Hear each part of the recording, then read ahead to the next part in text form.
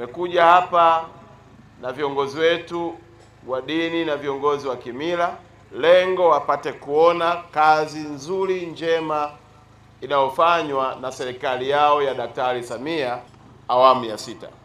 Daktari Samia ni mwanadiplomasia namba 1 wa taifa.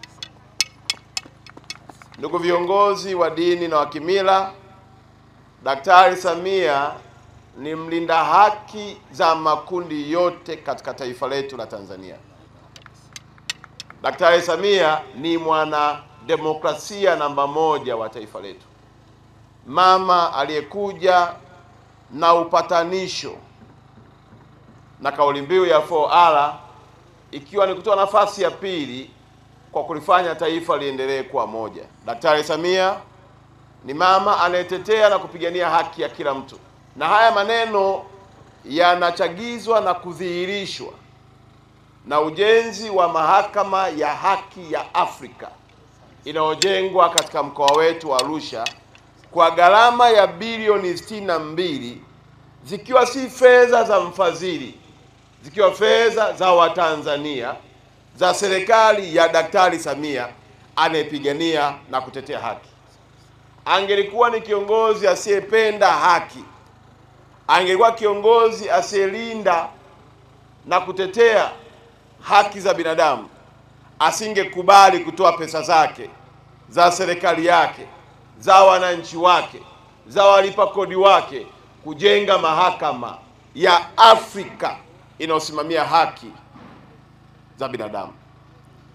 Leo nimeona niwaleta ili mthibitishe ya kwamba yale maneno ambayo huwa tukisema kwamba Daktari Samia ni mpenda haki, kuna watu wanasema hapana, mnamsifia tu kwa sababu amewapa vyeo, mnamsifia tu kwa sababu nyinyi mnalipwa mshahara.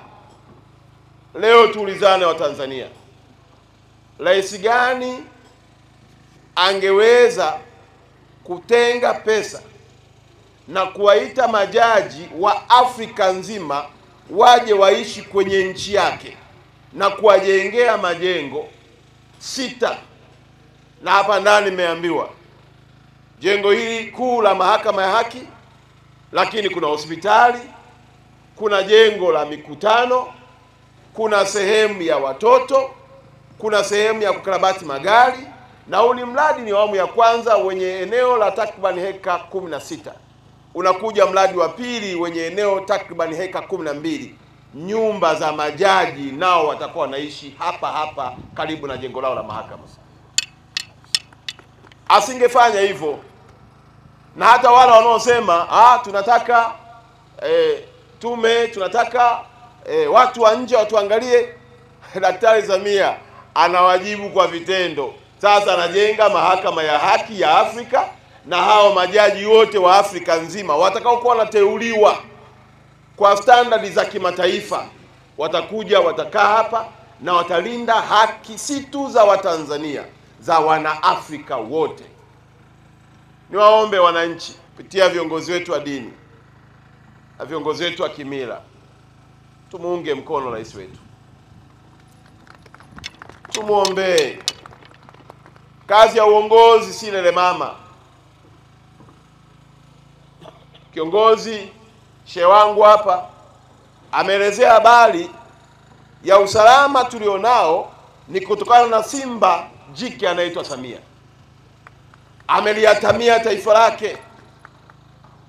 Hayo mataifa mengine tunayashuhudia yanayoendelea, lakini yeye halali usiku na mchana kuhakikisha kwamba Tanzania inabaki salama.